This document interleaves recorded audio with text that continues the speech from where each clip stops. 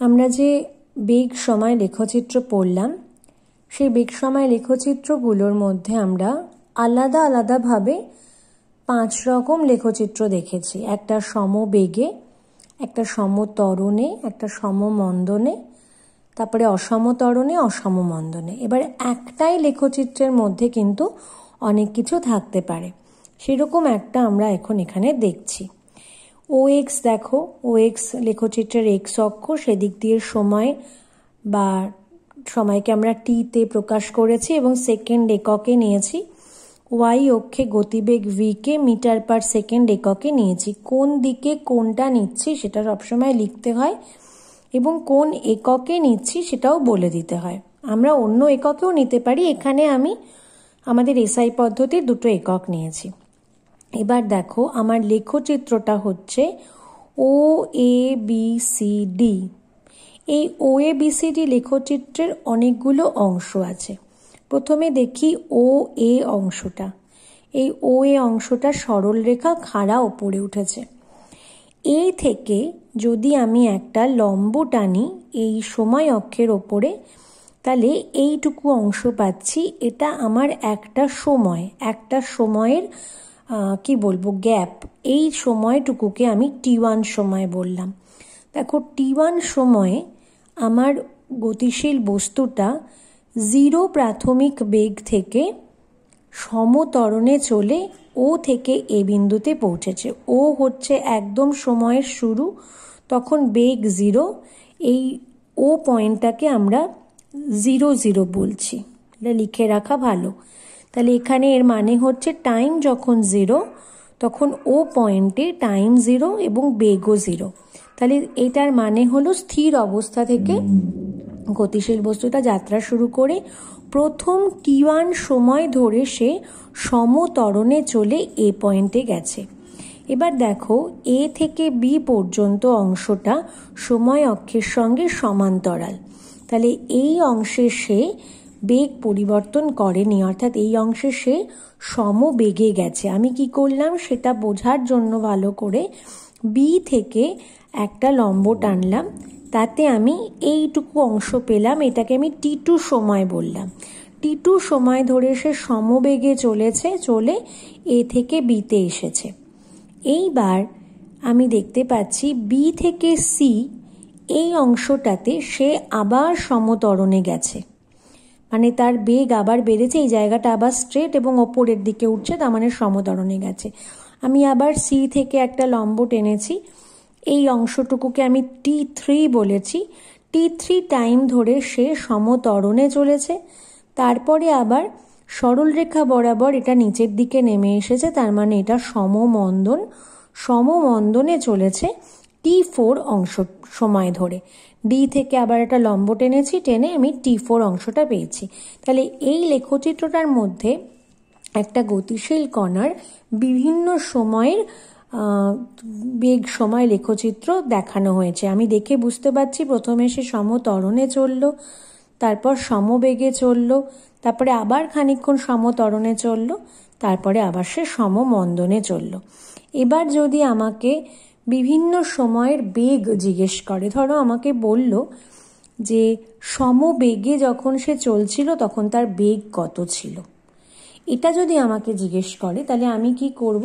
আমি এই যে সমবেগের অংশটা, এই সমবেগের অংশটার সাথে এরকমভাবে স্কেল বসিয়ে এই গতিবেগ অক্ষের ওপর লম্ব টানবো। গতিবেগ অক্ষের ওপরে এরমভাবে আমি একটা লম্ব টানবো, সেই ডটেড লাইনে যেরকম ওদিকে টেনেছি। এবার আমার যে গতিবেগ অক্ষ, তাতে এখানে যে মাপ আসে, আমি তো যে দুটো অক্ষকেই আমার একটা নির্দিষ্ট মাপে ভাগ করে নিতে হয়, এখানে আমি সে মাপটা দেখাইনি। আমি এখানে, এটা তো আমার গ্রাফ পেপার নয়, সেজন্য আমি এখানে কিছু ধরতে পারিনি। ধরো এখানে যে রুল টানা লাইনগুলো আছে, প্রতিটা লাইনকে আমি 5 মিটার পার সেকেন্ড বললাম। তাহলে এতটা হলো 5 মিটার পার সেকেন্ড, এটা 10 মিটার, এটা 15 মিটার, এটা 20 মিটার। তাহলে এই মাপটা হলো আমার 20 মিটার পার সেকেন্ড। তাহলে আমি বলতে পারি যখন সে সমবেগে চলেছে তখন সে 20 মিটার পার সেকেন্ড বেগে সে চলেছে। এমনভাবে আমাকে জিজ্ঞেস করতে পারে যে আচ্ছা সর্বোচ্চ বেগ কত হয়েছিল। এখানে দেখো বেগ লেখচিত্রের সব থেকে উঁচু অংশ এটা, এই পয়েন্টটা। তাহলে আমাকে কি করতে হবে, এই পয়েন্টে স্কেল বসিয়ে এই পয়েন্ট থেকে, এই সি পয়েন্ট থেকে এই গতিবেগ অক্ষের ওপর একটা লম্ব টানতে হবে। এটা আমার পক্ষে এক হাতে টানাটা একটু মুশকিল, তাও আমি চেষ্টা করছি। এরকমভাবে আমাকে একটা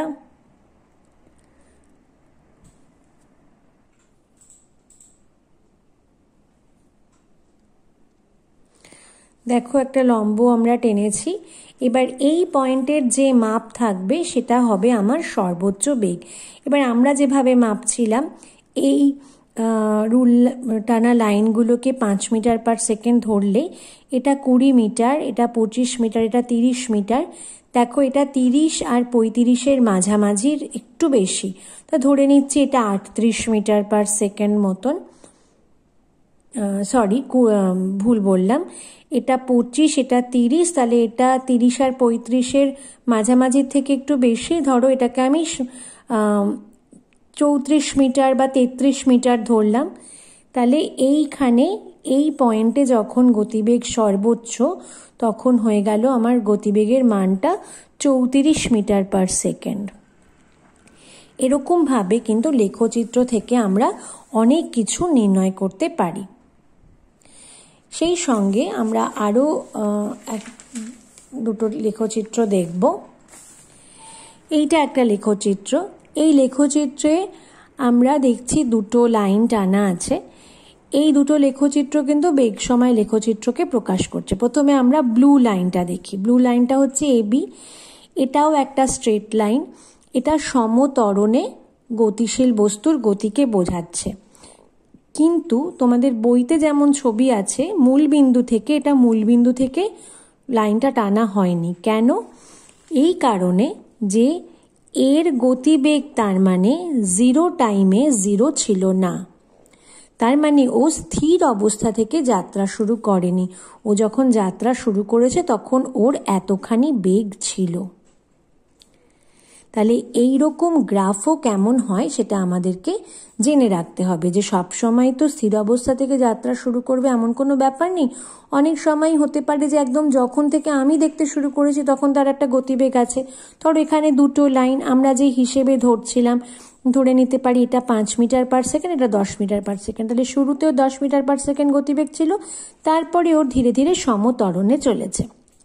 আচ্ছা, এবার রেড লাইনটা দেখি। রেড লাইনটাও কিন্তু সমত্বরণেই আরেকটা গতিশীল বস্তুর বেগকে বোঝাচ্ছে।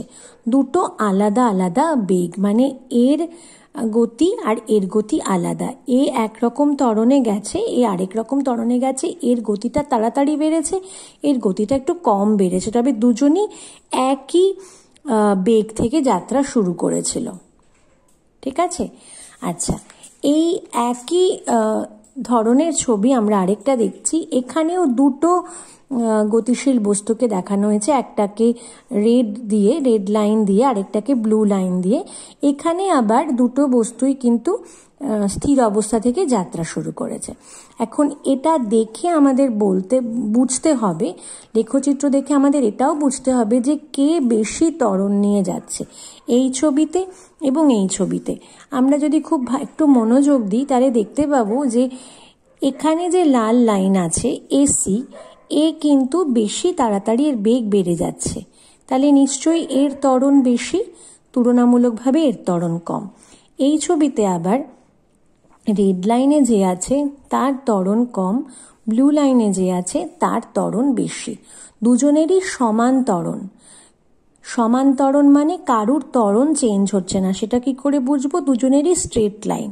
স্ট্রেট লাইন হওয়া মানে সমত্বরণ। কিন্তু এই বি এর ত্বরণের থেকে এর ত্বরণ বেশি, এখানে বি এর ত্বরণের থেকে সির ত্বরণ বেশি। এখানেও বির ত্বরণ কম, এখানেও বির ত্বরণ কম। এবার সেটা আমরা বোঝবার জন্য কি করব? সেটা বোঝবার জন্য আমরা কি করলাম, আমরা একটা সময় অক্ষে একটা পয়েন্ট নিলাম।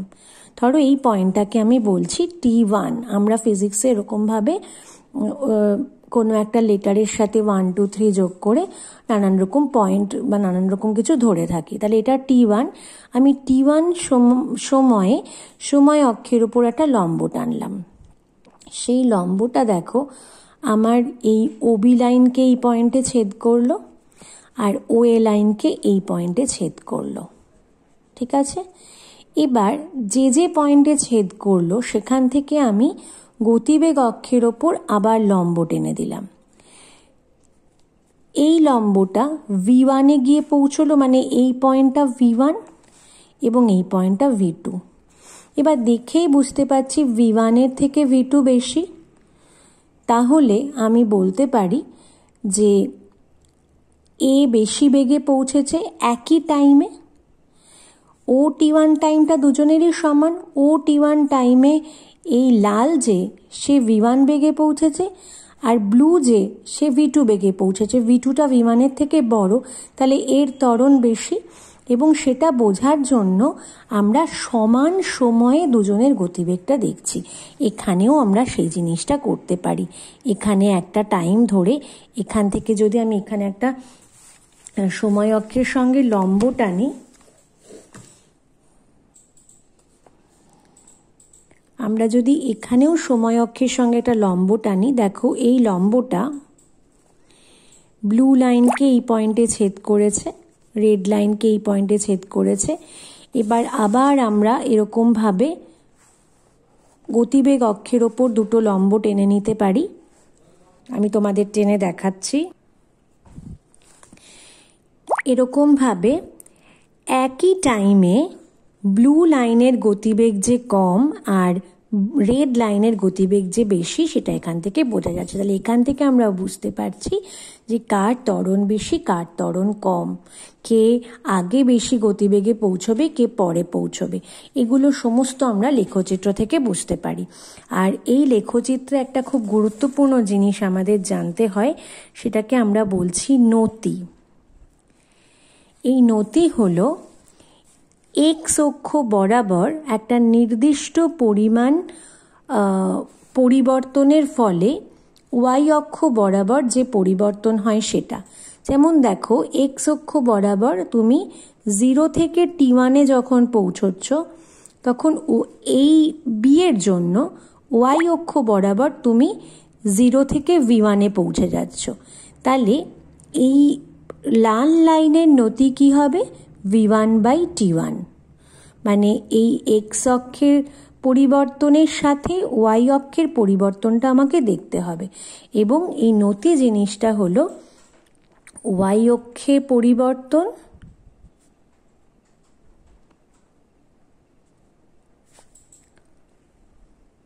ভাগ এক্স অক্ষে পরিবর্তন। এই নতিটা এক্ষেত্রে যদি আমি বার করি এই বেগ সময় লেখচিত্রের জন্য, তাহলে ওয়াই অক্ষে আমি কি মাপছি? ওয়াই অক্ষে মাপছি আমি গতিবেগ। তাহলে গতিবেগ বৃদ্ধি পাচ্ছে, তাহলে ওয়াই অক্ষের পরিবর্তনটা হলো গতিবেগ বৃদ্ধি। ওয়াই অক্ষের পরিবর্তনটা হলো গতিবেগ বৃদ্ধি, আর এক্স অক্ষের পরিবর্তনটা হলো সময়। তাহলে গতিবেগ বৃদ্ধি আর সময়ের অনুপাতকে আমরা ত্বরণ বলি। তাহলে বেগ সময় লেখচিত্রে নতি হচ্ছে তার ত্বরণ। তাহলে কোনটা বেশি তাড়াতাড়ি যাচ্ছে, কোনটা বেশি গতিবেগে আগে পৌঁছে যাবে সেটা বোঝার জন্য আমাদের ত্বরণ অর্থাৎ লেখচিত্রের নতি নির্ণয় করতে হবে। নতি মানে হলো ওয়াই অক্ষের পরিবর্তনকে এক্স অক্ষের পরিবর্তন দিয়ে ভাগ করতে হবে। যেহেতু ওয়াই অক্ষে আমি গতিবেগ মাপছি তাই ওপরে গতিবেগ বৃদ্ধি, তলায় হলো সময়, তাহলে গতিবেগ বৃদ্ধি ভাগ সময়কে আমরা ত্বরণ বলি।